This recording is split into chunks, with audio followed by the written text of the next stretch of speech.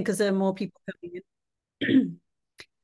Tonight's LME seminar is going to be on the EU and the environment. What should Labour do? And these are very, very big questions, but we've got fantastic speakers who will be able to answer these questions very competently and in the round as well. And I know online we've got quite a few people in the audience who will be asking interesting questions. So what we've done is we've asked the speakers to speak for about 7 minutes, and that allows us to have plenty of time for input from everyone online. So the first speaker we have is Kerry McCarthy. She is the MP and Shadow Minister for Climate Change and Net Zero. So we're very, very lucky to have her tonight because Parliament is in session again now. And Kerry will talk about Labour's current stance on the environmental issues and how they work and what European countries are doing on these policies as well, possibly. So over to you, Kerry, and the floor is yours. Okay, yeah, thanks for that introduction. I'm really hoping I don't get interrupted by votes. We're expecting about 6 votes on the Rwanda bill, but I'm hoping the debate will continue just past the end of this session, but apologies if I do have to rush off. I think, thanks everyone for inviting me along. I did used to work in Britain in Europe before I became an MP and had quite a lot of involvement with LME there, and good to see Richard particularly joining us today. I thought the starting point is, why is cooperation with the EU still important in terms of what we want to achieve?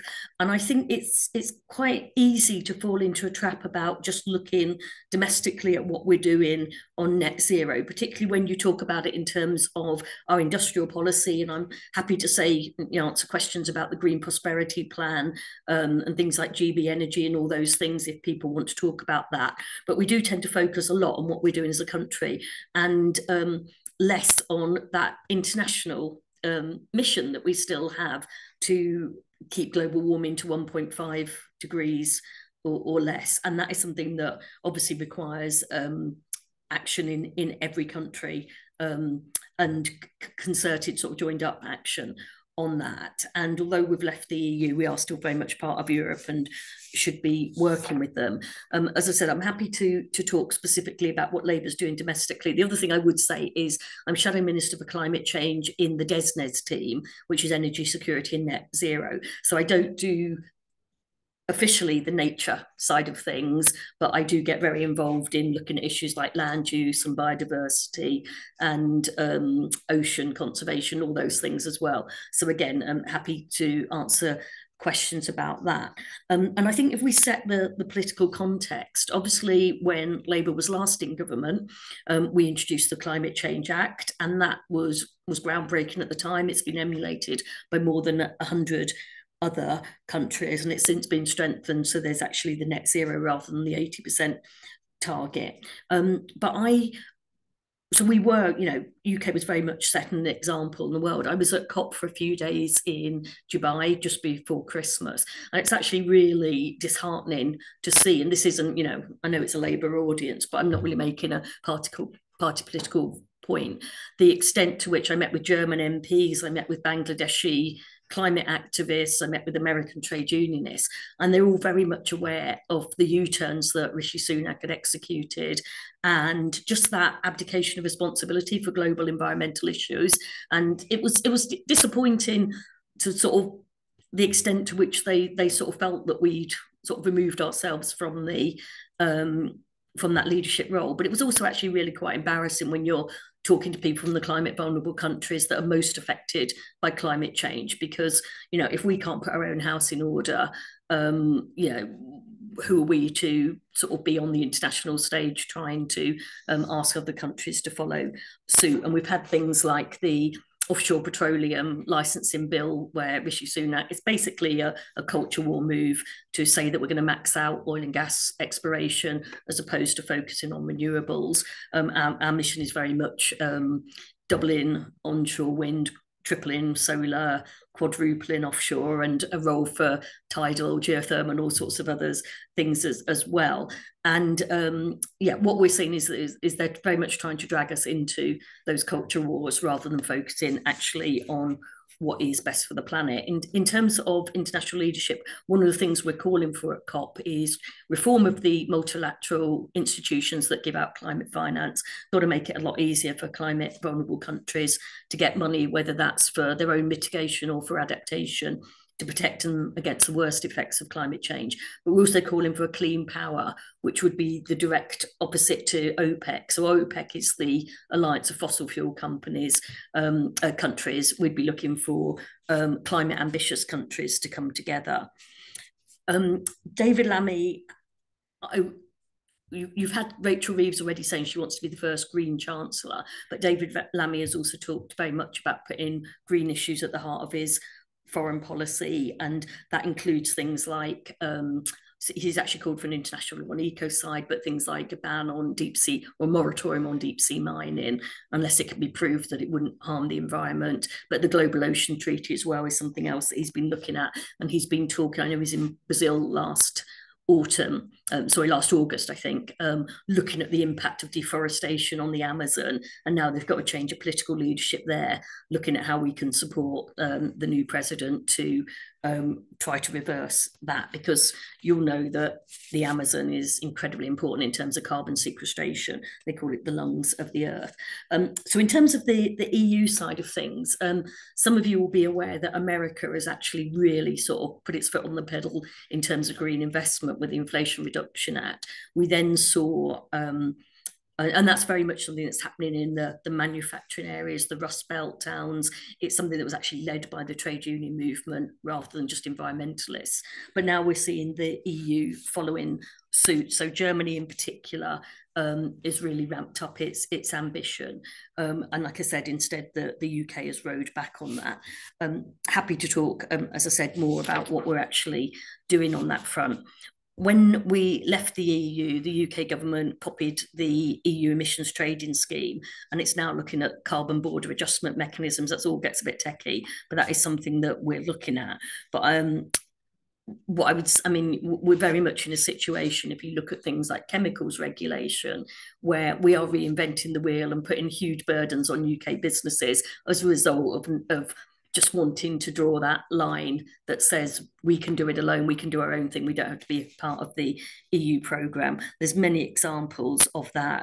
Circular economy is another example, habitat preservation, and so on. I said I'm happy to say more, but I think by way of an introduction, that's probably enough for now. That's wonderful, Kerry. That gave us a very good overview of what's happening, not just in the UK and the EU, but globally as well, and how we are still a player. And if we do return to government, how we're going to do very different things. As a candidate, that's particularly handy to hear. I can tell you it comes up on the doorstep a lot in West Wales. So thank you for that. Our next fantastic speaker is Helena Horton, who is the environmental reporter for The Guardian. And she's going to discuss her work investigating the divergence between the UK and EU laws and environmental standards, and from someone who teaches EU law. Good luck with that. Over to you. Thank you very much, Helena. Okay. I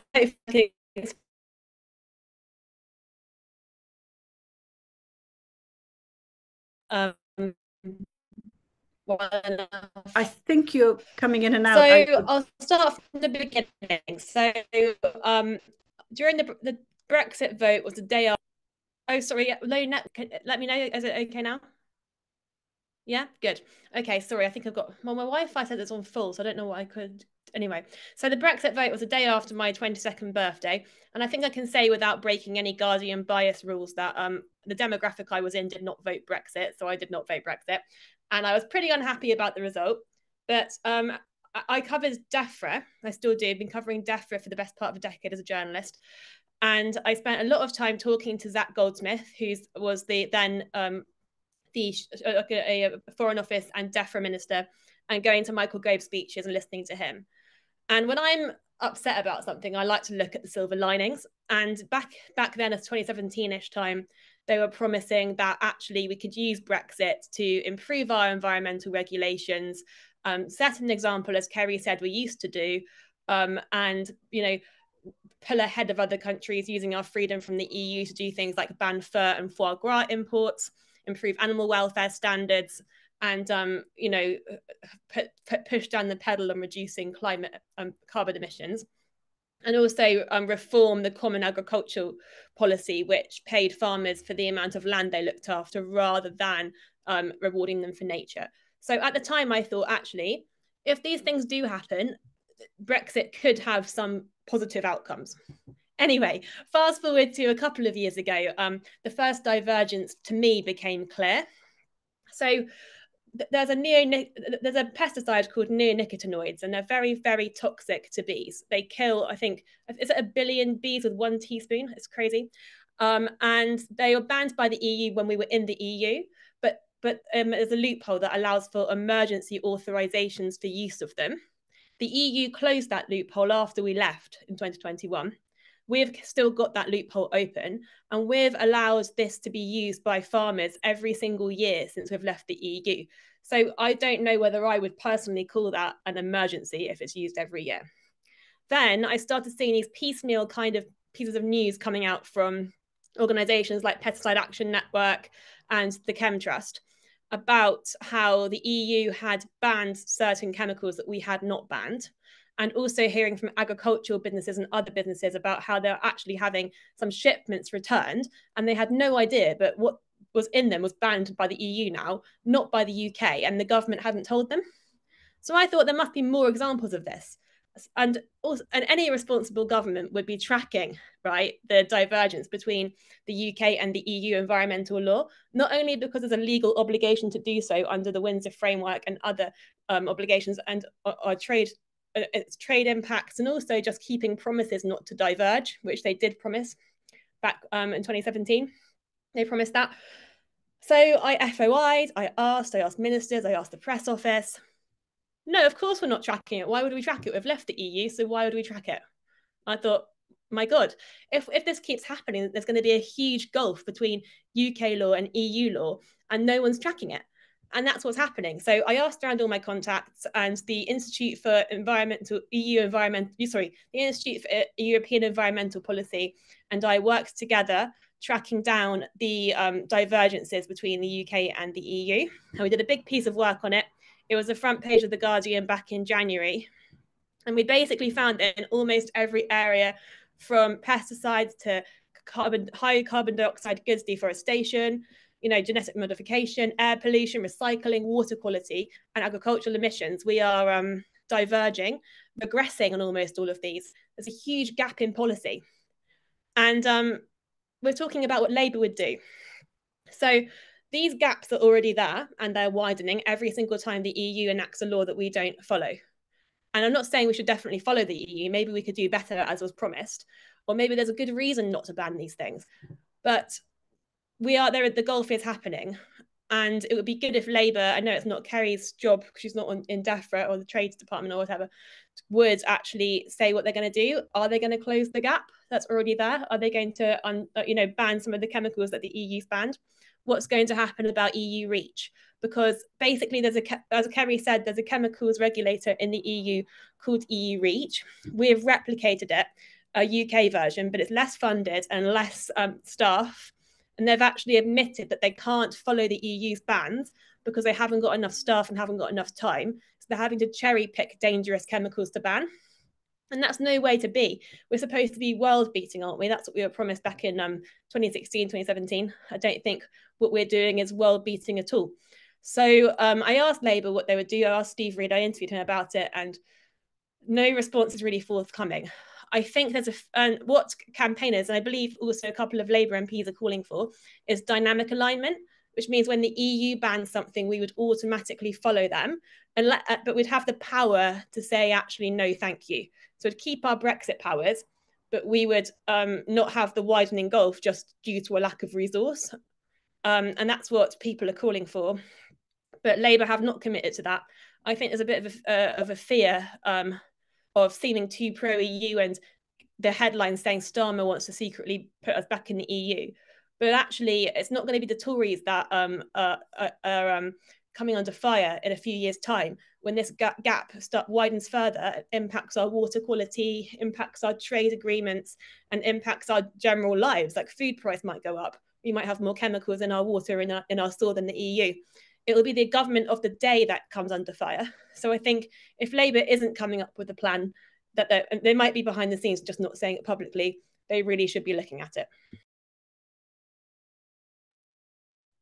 Wow, that was powerful. Thank you, Helena. That was great, and has certainly put some pressure on Labour to see what they are going to do. So we now have turned to SERA Williams, the head of strategic partnership at the Green Alliance. And she's going to talk to us about the Greener UK and how they worked with the retained EU law bill, campaigning with partners to influence the Brexit negotiations. And I'm very keen to hear what you've got to say. So over to you. Thank you. Yes, thanks, Jackie. So I'm based at Green Alliance, which is a politically impartial think tank. So for 7 years, we ran Greener UK, which was the coalition of environmental organisations that came together after the referendum to campaign for the environment to be protected, sort of whatever happened. Not always successfully, as Helena has just alluded to, but we gave it our best efforts. But I actually, as for Greener UK, I also sit on the UK Domestic Advisory Group that was set up under the trade deal agreed between the UK and EU, which is made up of a variety of businesses, unions and civil society representatives, and is focused on making sure that the Brexit trade deal is implemented properly. So I'm also going to focus on some of the practical suggestions that we've been working on through that. So, I mean, there's clearly a whole host of areas that could be improved by more pragmatic and closer cooperation between the UK and EU. But I do think that the environment and climate change in particular provide some of the most obvious opportunities for improved UK-EU collaboration, which is quite exciting. So, as mentioned, our ambitions on net zero, nature, and the challenges that we face are actually largely the same. So working together will help us achieve net zero more efficiently and at lower cost. I mean, that should be the plan. Unfortunately, this government has been less interested in developing those relations. So there's lots for a Labour government to get its teeth stuck into. So yeah, as I said, I was going to pick up a few sort of practical suggestions. First things first, we should be implementing what we've already committed to in the Brexit trade deal. So actually, that was a pretty good deal from a climate perspective. The fight against climate change was categorised as one of its essential elements, which you don't actually normally see in trade deals, and really underline the importance that both sides, the UK and EU, ascribe to climate action. But progress has been really slow, and so Labour can maximise the potential of the agreement as well as building on it. So, for example, making sure that the electricity that we trade over our interconnectors with the EU is traded as easily and as cheaply as possible, particularly important as more renewables come onto the system. After Brexit, electricity is traded via a much less efficient, more complex and costly model than before. And so therefore, the trade deal set a deadline for some new arrangements to be agreed and implemented. And that deadline was April 2022. It was missed. We still haven't got them, really far behind on that one. So this is obviously a key priority for a new government. There's also quite a lot of opportunities to cooperate in the North Sea that we could better utilise. Could help deliver more renewables, some offshore grid connections that would help us meet net zero on both sides. The UK signed a memorandum of understanding so that we could stay involved in what's called the North Seas Energy Cooperation Project. But it's really not clear what the UK status is and whether we're able to access all the necessary information and discussions.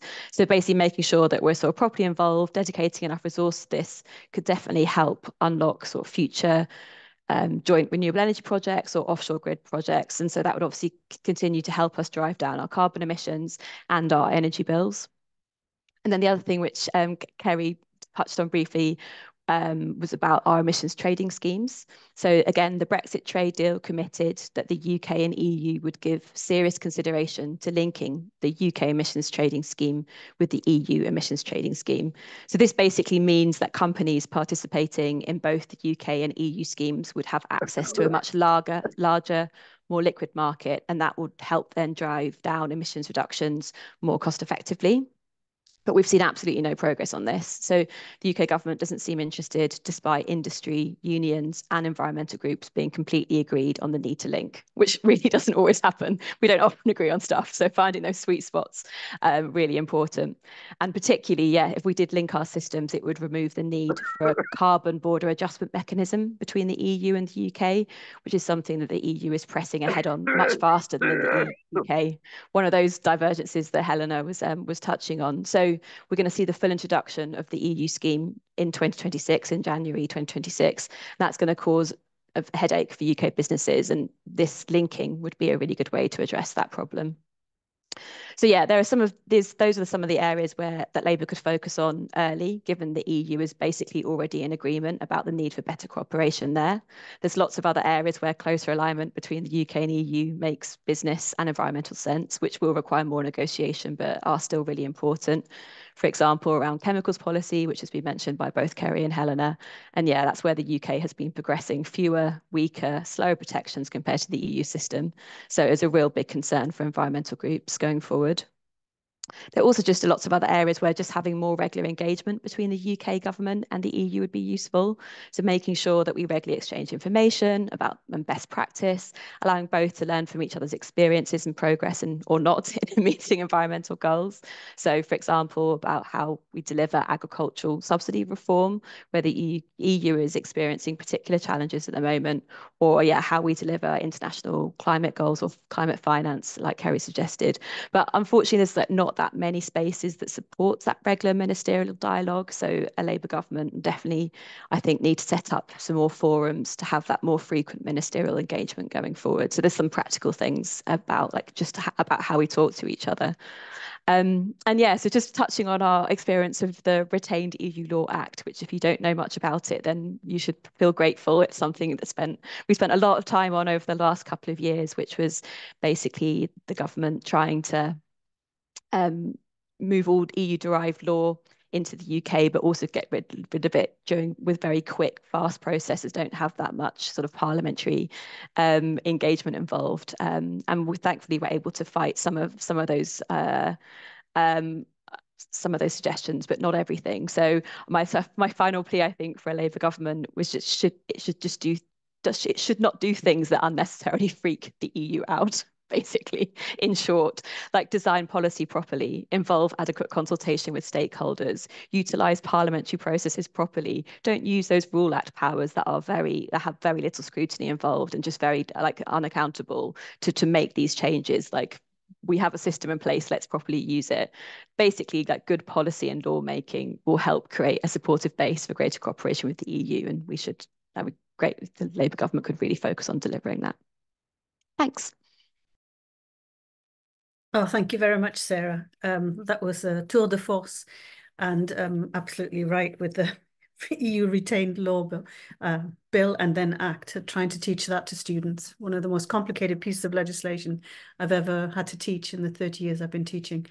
But there's some really interesting suggestions there for you, Kerry, and the team. So I want to move on now to Lisa Trickett, who's the co-chair of SERA, and she's going to be talking about SERA's work, of course, and the Green New Deal. Thank you very much. Okay. Thank you very much, colleagues. And always one of the beauties and one of the dangers of coming last is your colleagues have actually covered much of what you've said and possibly said it in a much more articulate way. So thank you to my colleagues on the panel. And can I just say how lovely it is to be on an all-woman panel? Quite a rarity and always something to celebrate, I think. I'm not going to cover off some of what has already been covered by colleagues in terms of Labour Environment Campaign's work. But I think what I would like to do is, first of all, really to pay tribute to Helena and Helena's work and the work of the Chem Trust and Rachel Salvage, who have done some immensely accessible work in actually making chemical regulations and what the government has been up to absolutely accessible and understandable. I do strategy, I do policy, I can do system change. Regulation terrifies me, but actually they have made me be able to understand the importance. And I think when we have that kind of investigative journalism, bodies like the Chem Trust coming together with our very own honorary President Fergal Sharkey, you start to actually build a very strong campaigning base that the public can understand. And it's not just about poo in the sea, it's about plastic chemicals, it's about the impact of not having effective land. It's about the impact of actually not having a clear understanding of a supply chain and an end-to-end process in terms of a circular economy. So really, really celebrate that work. And again, I think the importance of that monitoring of how we diverge, because at the moment it feels like an iterative bit by bit that things are failing, but we're not acknowledging. I also think Kerry's key point is, you know, we cannot underestimate actually the return of global leadership. We have become an embarrassment both within Europe and internationally, and to actually have, you know, a clear statement about a clean power alliance, to have a foreign secretary who can, as well as Kerry, as well as Ed Miliband, articulate the importance of net zero is a huge strength. And I think by actually having that clear global leadership, what Labour will be able to return to Europe and to the broader agenda is actually confidence and certainty. Because one of the things I keep on getting told is actually, why invest in the UK? Because at the moment, if you're doing the circular economy, if you look at onshoring, waste reprocessing, you're going to go elsewhere. What we need to do is to give them the certainty and confidence to invest with us. And again, I think that very much, SERA, reflects some of the points that you have made. Maybe in the brief time I've got, maybe I just take us back a step and really just try and look at really where we come from in SERA, and very much that absolute need and imperative to stay within 1.5 degrees and the need for a fast and fair transition. And if we actually look, that really action on climate change has three competing interrelating factors: the speed of the transition, the economic impact, impact upon growth, impact upon jobs, and also the social impact. If we then think that Brexit, according to the recent report that Sajid Khan was talking about just last month, if we think that Brexit has already cost the UK economy 140 billion, we think that it's already cost us 3,000 jobs.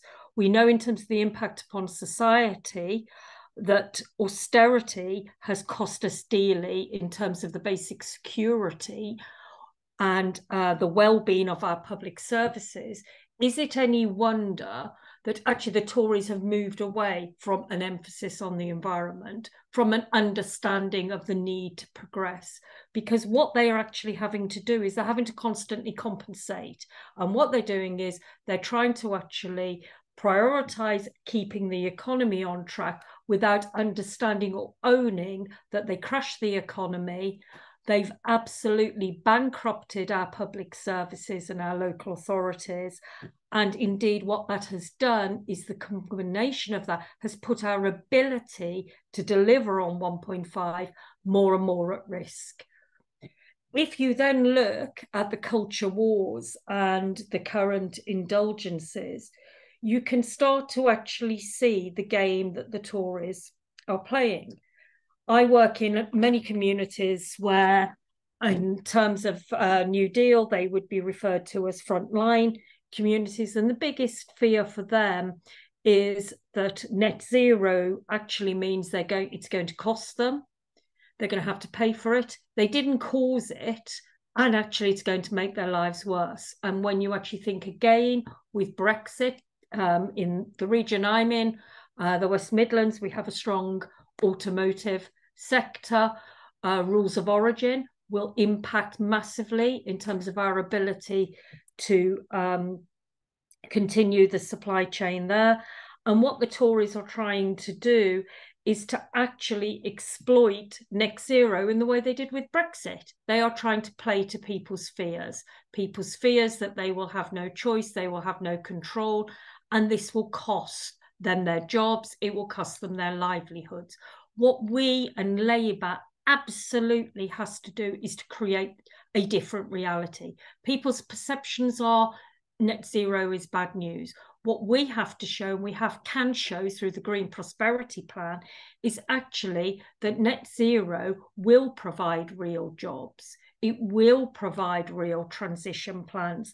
And when Kerry is referring to the fact that we're calling for a better finance system across the EU, the funding of climate actions in this country is appalling. There are so many different projects, competing funding streams.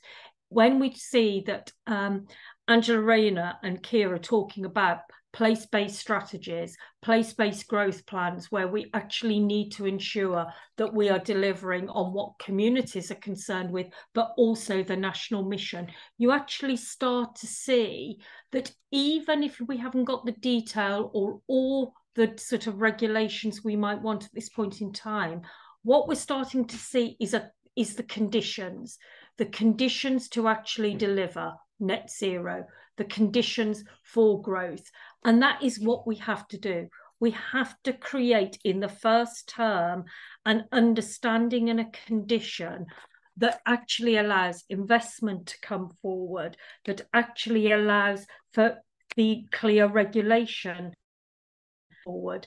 And indeed, for me, I suppose in a sort of quick summary, the issue for me in terms of Labour and Europe is we have always been an internationalist party.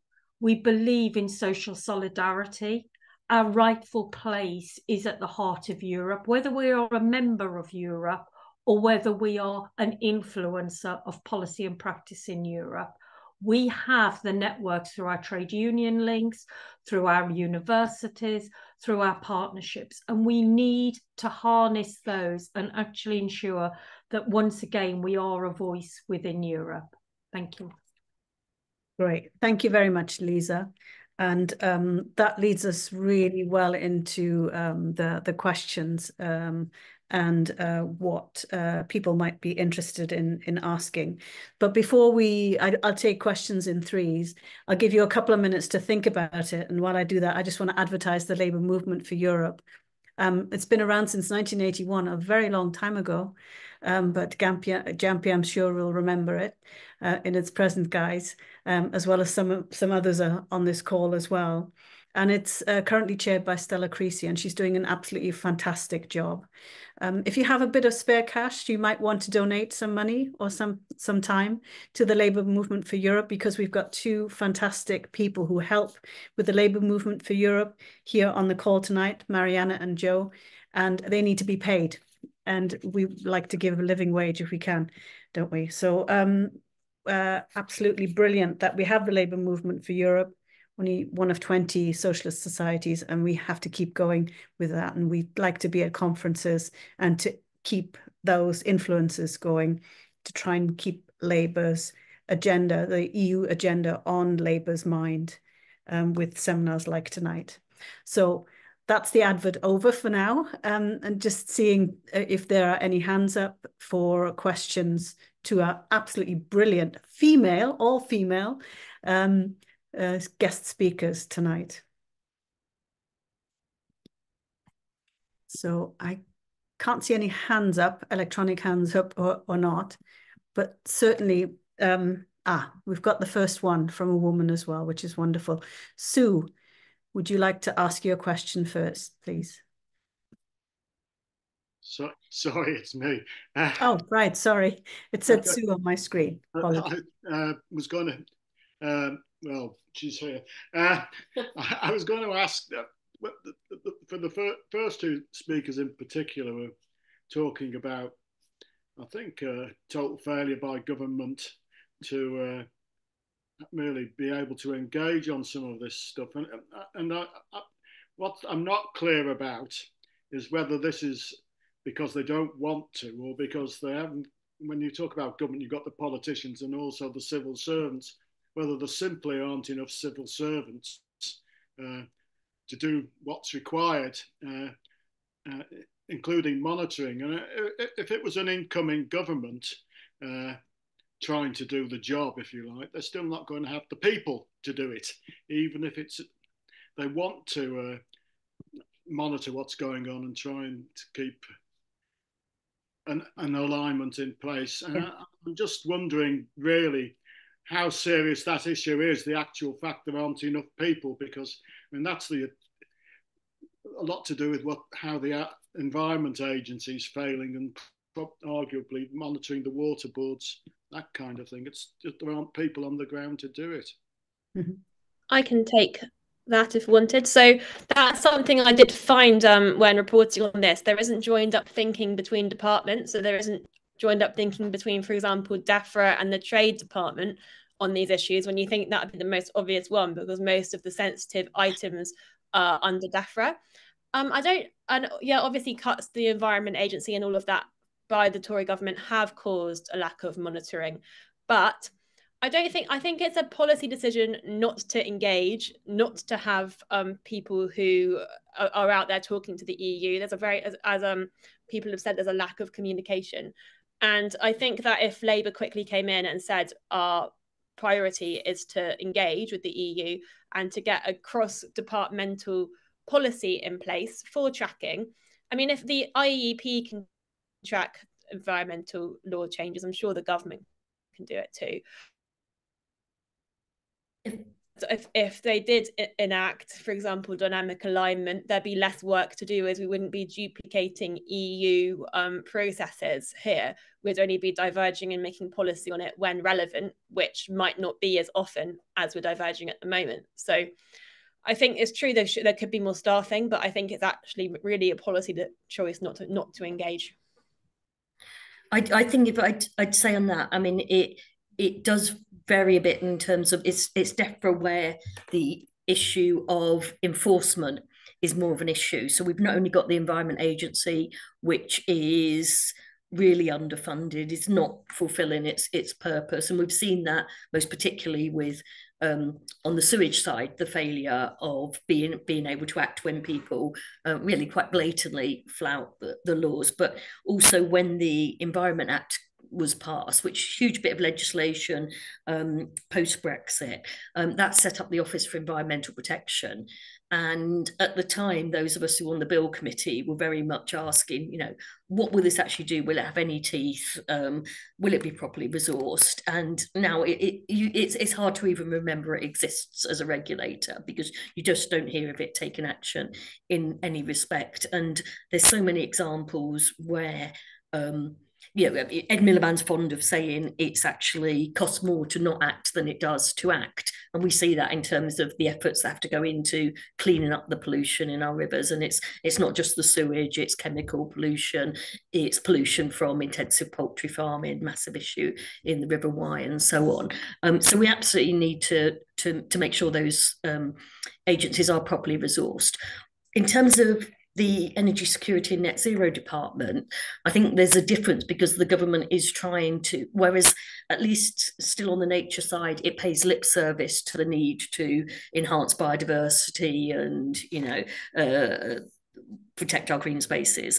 On DESNZ, it is very clearly wants to signal that it's not sticking to the ambitions on net zero. So it changed the ban on the sale. There was meant to be a ban coming in on the sale of new petrol and diesel vehicles from 2030. They pushed that back to 2035. And actually, the car manufacturing sector wasn't asking for that. We need to move rapidly so that we can create a second-hand market in EVs. That's just one example. They've also done it on home heating. And they've done, the most egregious example is this offshore petroleum licensing bill, where they basically said we are going to issue, there's going to be now a requirement to have a licensing round for new oil and gas every year. At the moment, before this law, this bill, it hasn't quite become law yet, but before that, there was nothing stopping the issuing of new licenses. So the fact they've got a bill saying it has to be done is just totally about sending out the signal that, you know, it's like I said, it's the culture war thing. It's about trying to create the idea that Labour, they're almost trying to say that come 2030, you wouldn't be able to put petrol in your car anymore. You know, it's that sort of ridiculous narrative. And it's just really disappointing. Like we've already said that they're doing that. So that on that side, it's not a failure of regulation. It's willful sending out different signals and trying to make out that what we're doing would actually cost people more and mean that we are more reliant on imports of fossil fuels and all these sort of things. And it's just my opposite number, Graham Stewart's just resigned. But, you know, I was having to face him across the dispatch box regularly where he was just, I think he just knew he was lying through his teeth about some of this. So we have to see what his successors, Justin Tomlinson's like. It has such an impact on the public as well because they can see it. But I think we've got another question from Carol now. Can you? Yeah. So we'll have to unmute you, or you have to unmute yourself, please. Hello. It was my first committee in the European Parliament, the Environment Committee, and it's wonderful to see all of the speakers this evening. I'm sorry I wasn't able to join it, and that the flame is being carried by so many wonderful women. My question is to Kerry McCarthy. Thank you for all the work you're doing.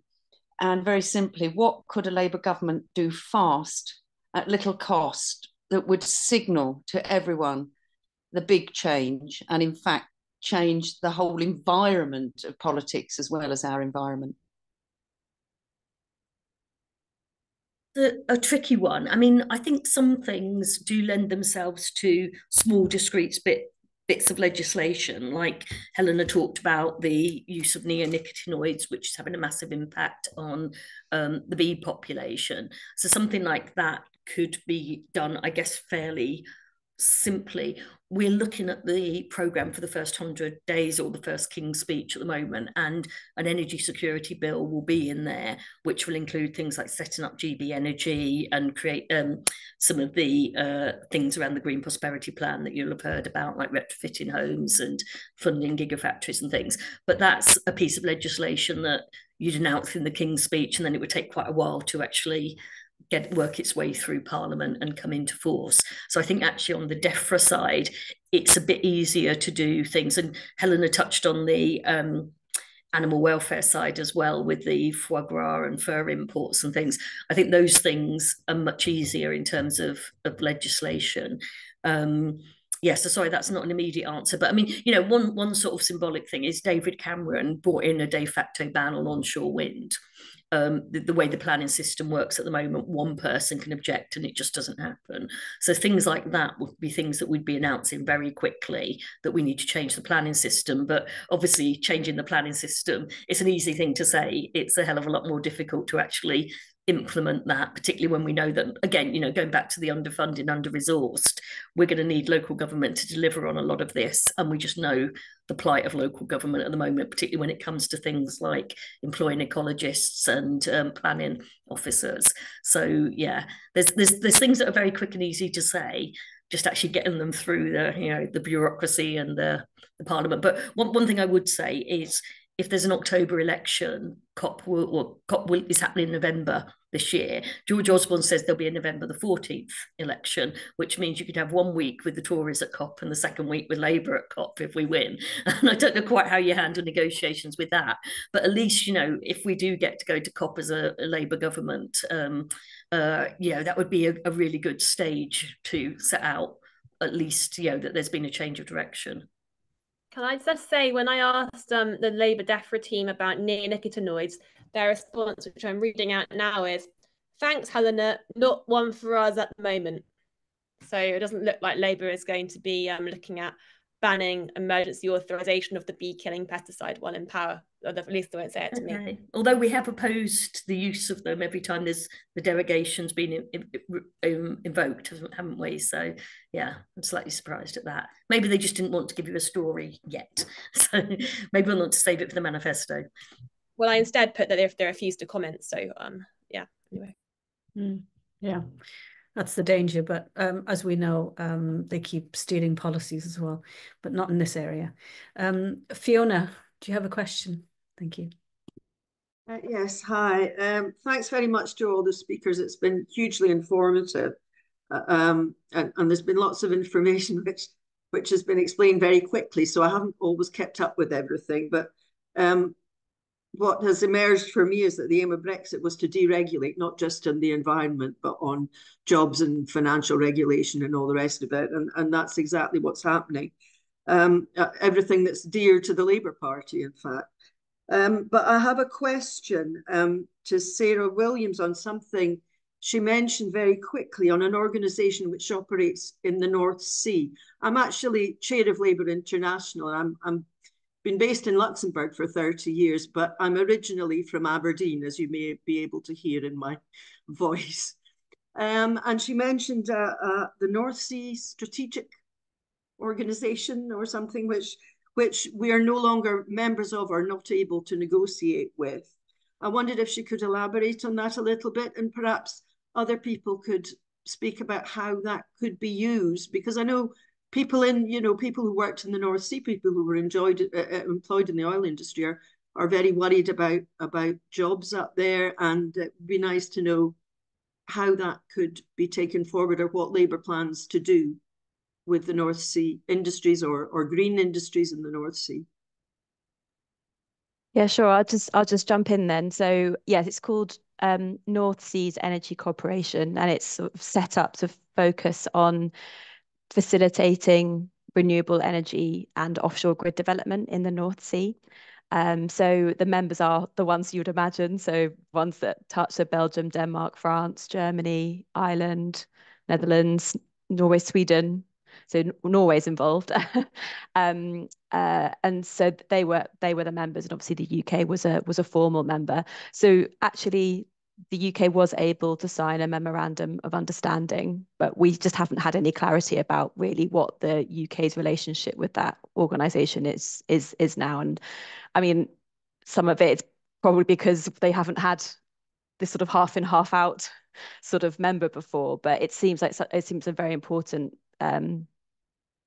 grouping to be involved in, particularly given that the potential that area has for sort of really driving forward renewables, and as I said, lots of other things. So that's what we're asking for as the UK Domestic Advisory Group, that group that I mentioned that sits under the trade deal. One of our big asks in the energy and climate change space is that we need clarity about what the UK's relationship is now with that body and how we can best utilise it going forward. And basically, the UK government has a proper strategy. And I think that's also clicks into the resourcing point, right?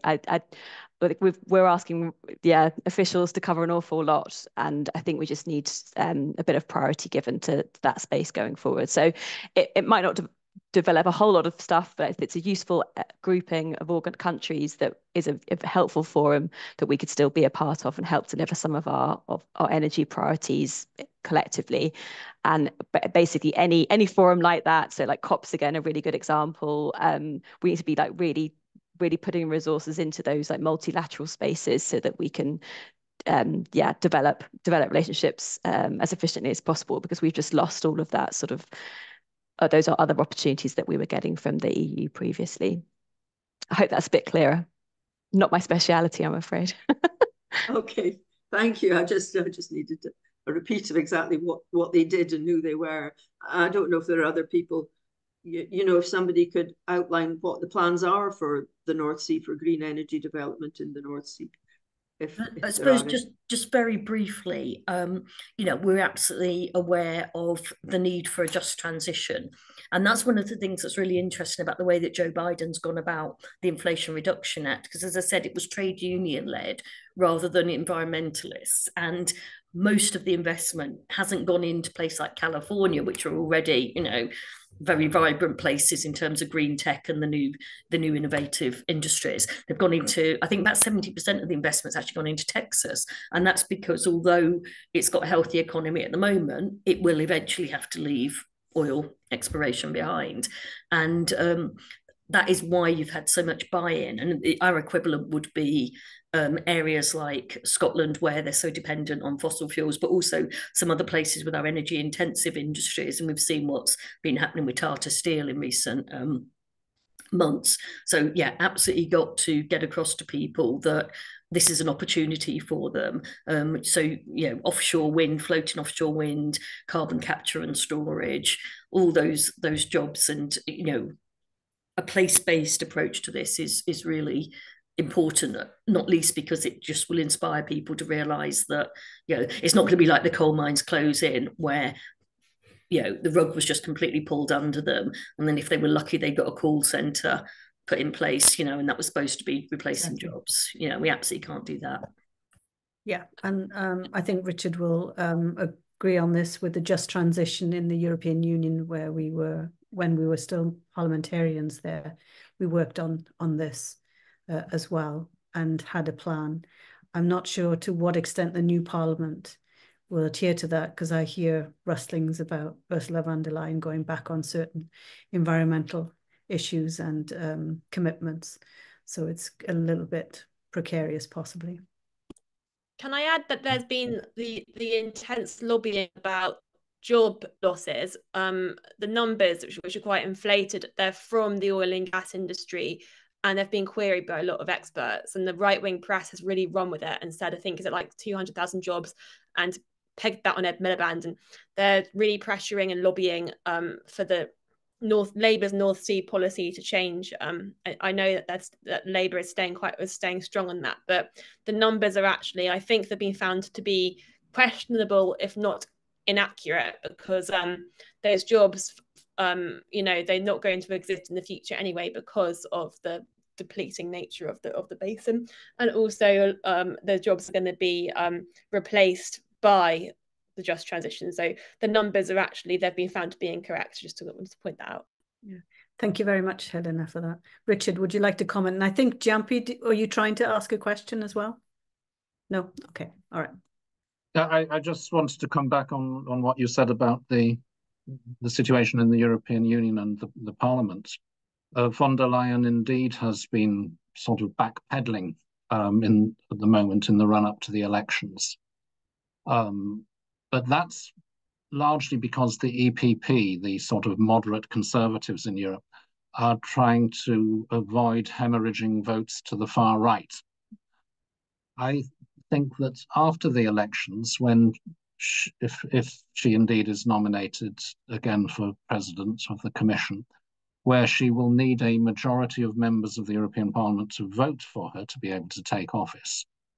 For that, she will have to make a deal again with the socialist group, the S&D group in the European Parliament, and she will move back. She will have to, otherwise she won't get a majority.